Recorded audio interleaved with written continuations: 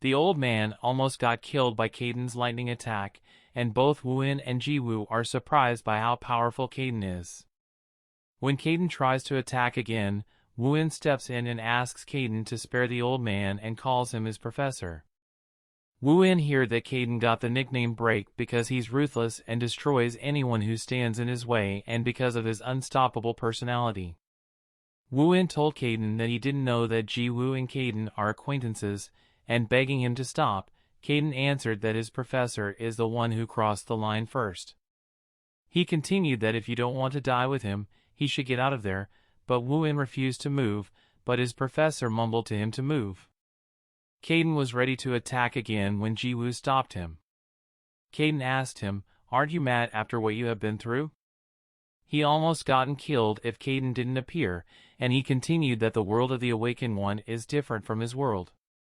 Awakened people can easily become hostile toward each other even if they just disagree with each other, but Ji-woo told him yes, he was foolish to understand that, but he still doesn't want Kaiden to kill someone because of him. Kaiden told him that he's doing it for him, but Ji-woo insisted that he didn't want anyone to get killed because of him, and he considered Woo-in his friend and tried to help him earlier. Kaiden looked at Woo-in and told them that it was their lucky day to get lost, and if he ever sees them again, he will kill them with menacing eyes. Woo-in picked up his professor and thanked Kaiden for letting them go.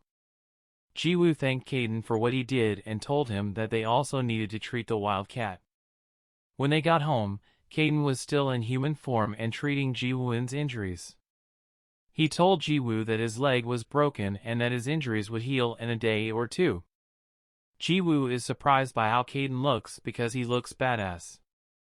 The stray cat is looking at Kaiden while growling, and suddenly Kaiden felt something in his body and started flashing lights.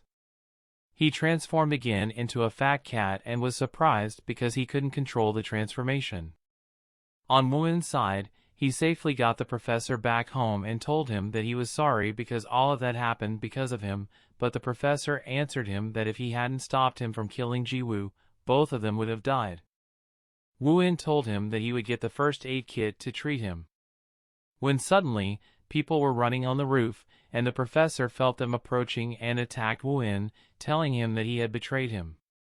Woo-in is surprised by his professor's action. That's when those people came into their lab and introduced themselves, saying that they were from the Awakeners Union and that he was being arrested for conducting illegal research. The professor accused Woo-in of betraying him again and tried to attack him, but one of the trackers stopped him and subdued him.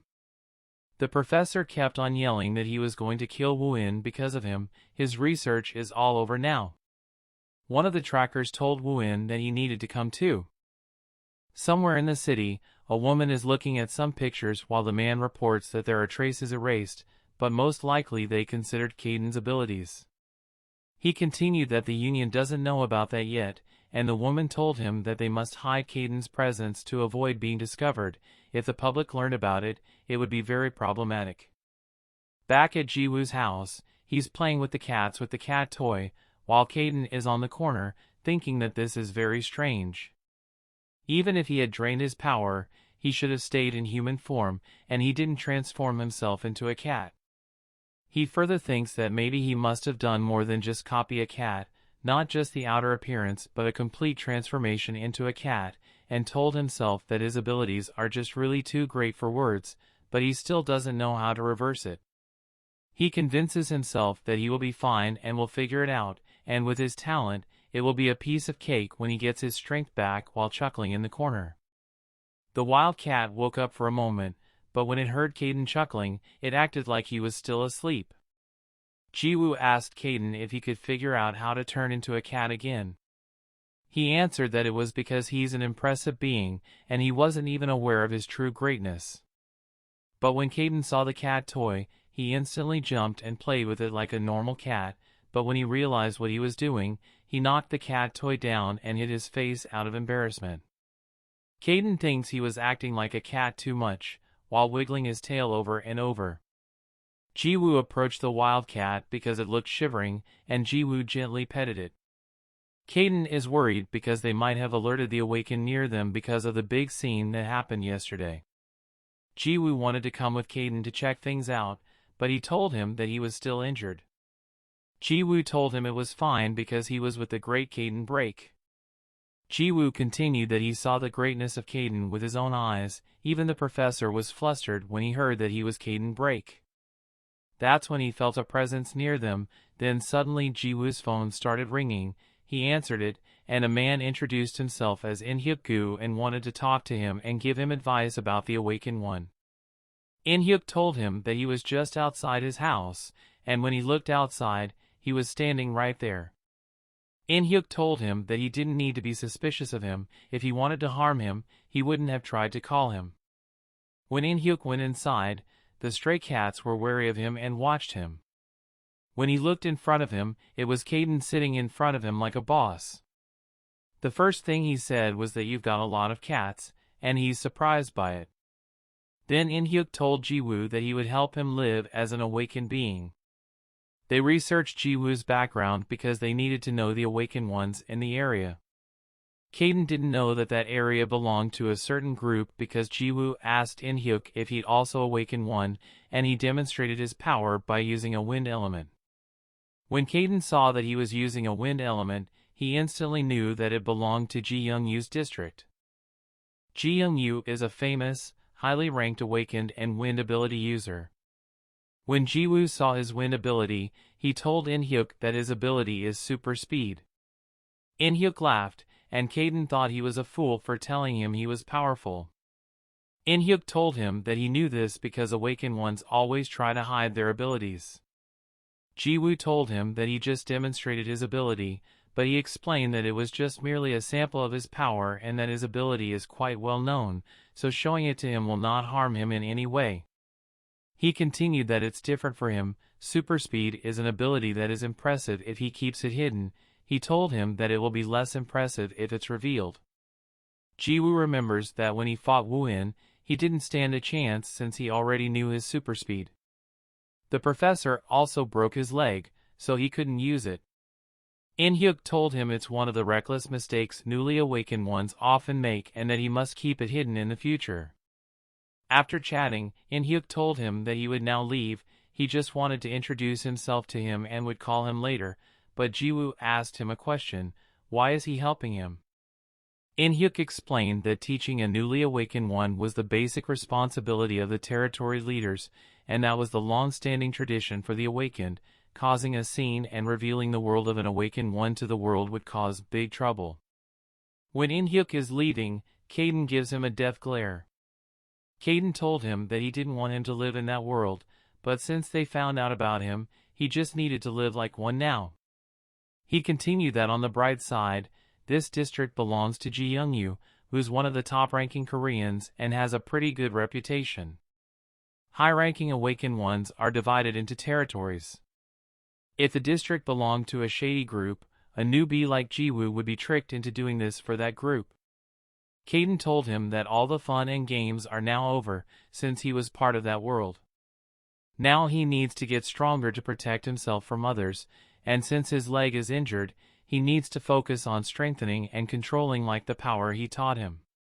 Ji-woo is just looking forward to it.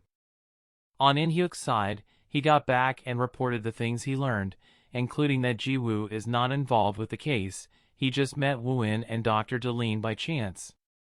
Ji-young asked In-hyuk if the union found out about Ji-woo, and he answered that they probably didn't know about him. It's best they didn't know about him because they just barged into their territory, which is upsetting. In-hyuk told Ji-young that they needed to protect him because he seemed like a good person. Back in Ji-woo's house, Caden was concentrating while the other cats were chowing down on their food, and Caden told them to slow down because they might get fat like him.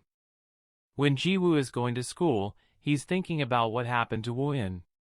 That's when the bullies earlier saw him. They followed him into his classroom. They approached him and mocked him because he hurt his leg. One of them kicked him on his broken leg and told him that they were just getting started. After kicking Ji-woo, he fell to the ground. As he looked at the people around him, he remembered something in the past where people looked at him like he was some kind of monster. One of the bullies grabbed him and tried to punch him, but he dodged it by just moving his head. The bully got angry and kicked his broken leg again. Jiwoo fell to the ground again, and one of the bullies kicked him on the head, and the other two joined in and kept on beating up Jiwoo, while he just covered his body. After the three of them finished beating up Jiwoo, they tried to look for Wooin so they could also beat him up. When Jiwoo remembered that Wooin tried to protect him before he stood up, one of the bullies tried to punch him, but Jiwoo threw a punch first, knocking him out. Jiwoo also punched the other two, knocking all of them down. Their teacher came into the room and was surprised because it was Jiwoo who beat those guys while having a broken leg. The teacher asked the whole class if someone could take Jiwoo to the nurse's office, but no one volunteered. Jiwoo said that he could go alone, but when he glanced over the window, he saw Kaden and started clapping because of what he did to the bullies. He excused himself and said that he wanted to go home early. When he got out, he met up with Kaden while walking. Kaden told him that while living with him these few days, he noticed that he always tries to avoid confrontation, even though he has the advantage of being awakened. He also avoids making friends because of his powers, but the ones he's afraid of the most are his own powers. But Kaden told him that he doesn't need to be afraid of it anymore. He's an awakened one, and there are a lot of people who envy their powers. He should just embrace it. Jiwoo smiled and thanked Kaden. On the street, there's a student who's looking at his phone. In his phone there is a photo of Jiwoo. It seems this guy is connected to In-hyuk, the guy who visited Jiwoo earlier. The guy asked In-hyuk about Jiwoo's abilities, but he didn't say anything because it was confidential.